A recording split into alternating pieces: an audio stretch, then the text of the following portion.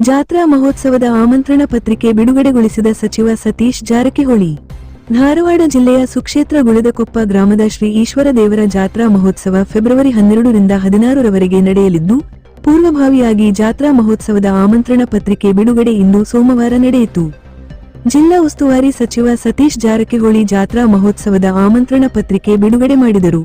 ಈ ವೇಳೆ ಶಾಸಕ ಆಸೀಫ್ ಸೇಠ್, ಕೆಎಸ್ಆರ್ಟಿಸಿ ನಿಗಮದ ಉಪಾಧ್ಯಕ್ಷ ಸುನೀಲ್ ಹನಮಣ್ಣವರ್, ಸರ್ಕಾರಿ ನೌಕರ ಸಂಘದ ಅಧ್ಯಕ್ಷ ಬಸವರಾಜ ರಾಯವಗೂಳ, ಹಿರಿಯ ಪತ್ರಕರ್ತರಾದ ಶ್ರೀಕಾಂತ್ ಕುಬಕಟ್ಟಿ, ಚಂದ್ರು ಶ್ರೀರಾಮುಡು, ಮಂಜುನಾಥ್ ಪಾಟೀಲ್, ಚಂದ್ರು ಸುಗಂಧಿ, ದಲಿತ ಸಂಘಟನೆ ಮುಖಂಡ ಸಂತೋಷ್ ಕಾಂಬ್ಳೆ ಉಪಸ್ಥಿತರಿದ್ದರು.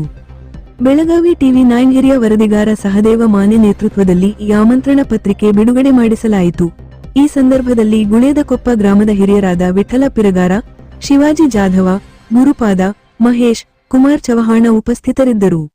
ನೂರಾರು ವರ್ಷಗಳ ಇತಿಹಾಸ ಇರುವ ಈಶ್ವರ ದೇವಸ್ಥಾನ ಅನೇಕ ಪವಾಡಗಳ ನೆಲೆಯಾಗಿದೆ. ಪ್ರತಿ ವರ್ಷದಂತೆ ಈ ಸಲವೂ ಅದ್ಧೂರಿ ಜಾತ್ರಾ ಮಹೋತ್ಸವ ನಡೆಸಲು ಗ್ರಾಮಸ್ಥರು ನಿರ್ಧರಿಸಿದ್ದಾರೆ. ವಿಶೇಷವಾಗಿ ಈಶ್ವರ ದೇವರ ನೂತನ ತೇರು ನಿರ್ಮಾಣ ಮಾಡಲಾಗಿದ್ದು, ಫೆಬ್ರವರಿ 16 ರಂದು ಪ್ರಪ್ರಥಮವಾಗಿ ತೇರು ಎಳೆಯಲು ನಿರ್ಧರಿಸಲಾಗಿದೆ. ಸತತ 5 ದಿನಗಳ ಕಾಲ ಮಹಾಗಣಪತಿ ಹೋಮ, ಮಹಾರುದ್ರಾಭಿಷೇಕ, ಗಣಹೋಮ ಸೇರಿದಂತೆ ನಿರಂತರ ಪೂಜೆ ಪುನಸ್ಕಾರ ನಡೆಯಲಿದೆ. ನಿರಂತರ ಅನ್ನ ದಾಸೋಹ ಕೈಗೊಳ್ಳಲಾಗಿದೆ.